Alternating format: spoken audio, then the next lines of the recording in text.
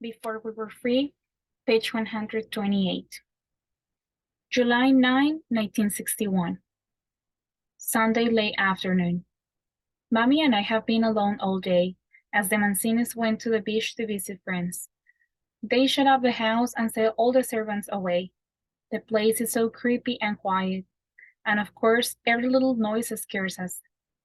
Mommy and I played cards for a while, and then we went into the bathroom, and Mommy herself put my hair up in a bun like a ballerina and made me up with a little lipstick and rouge. Mommy, I asked as we studied the results in the mirror, do you think I look just the tiniest bit like Audrey Hepburn? Much prettier, Mommy said. She couldn't have said anything nicer. I've heard her for all her nerve attacks and how she hasn't said one nice thing to me in ages. I turned around and gave her a bone-crunching hug. Watch you don't break something, Mommy said, laughing. I can't exactly go to the doctor's right now. Later Sunday night. Tia Mari came back from the beach with some seashells Oscar and the little girls collected.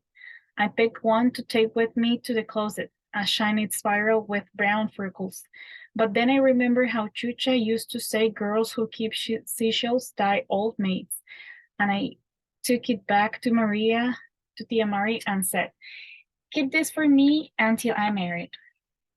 She looked a little surprised.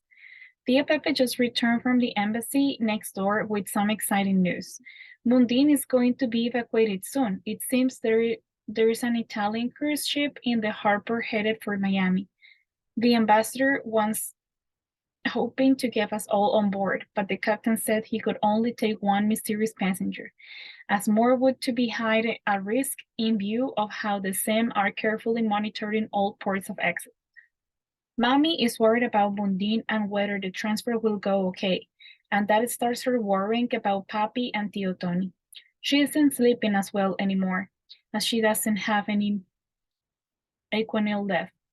Tia Mari says that the drugstores are all out.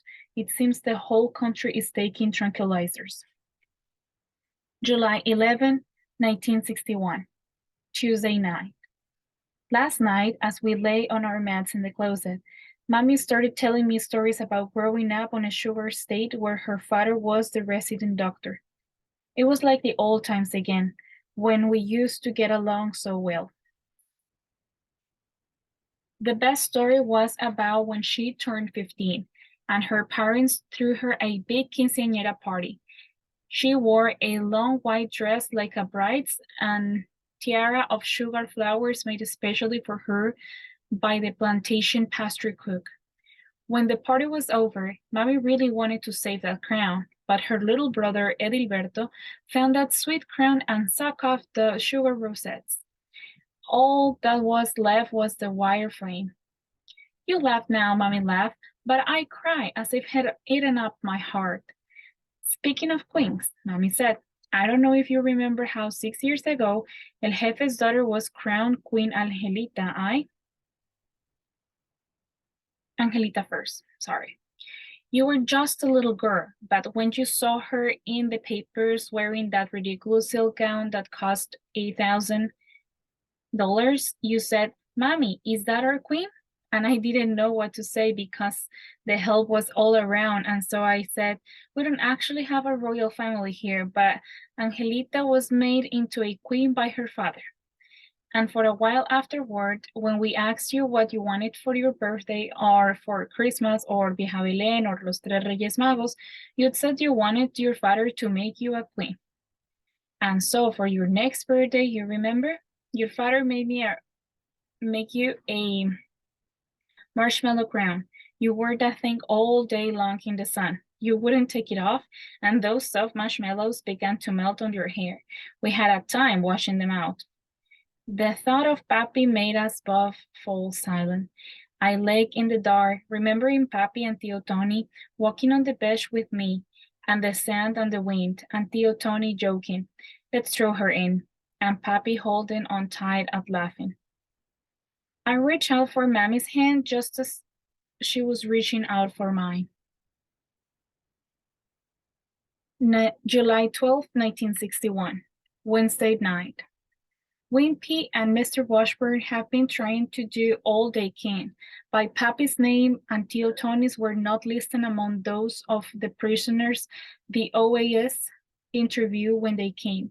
I don't need Mommy to tell me that's not a good sign. I heard some of the stories the prisoners told during these interviews. Mammy and the Mancinis were listening to the OAS report on radio Swan tonight.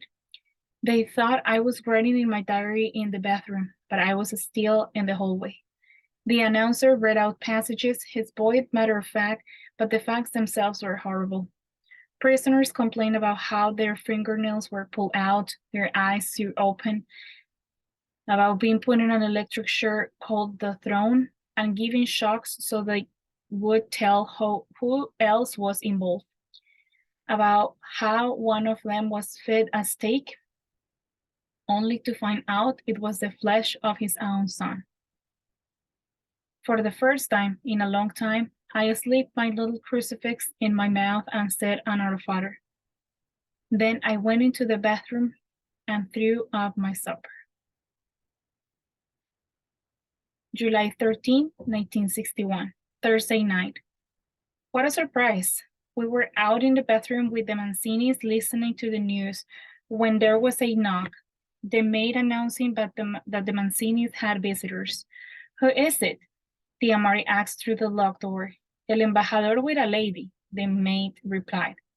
Tio Mari and Tio Pepe were not expecting the ambassador, and so of course they suspected a SIM trick. We instantly went into emergency procedure. A little later, we heard Tia Mari coming back into the bathroom with someone else. We heard her locking the bathroom door. Then she came into the bathroom and said, "It's okay. You can come out now."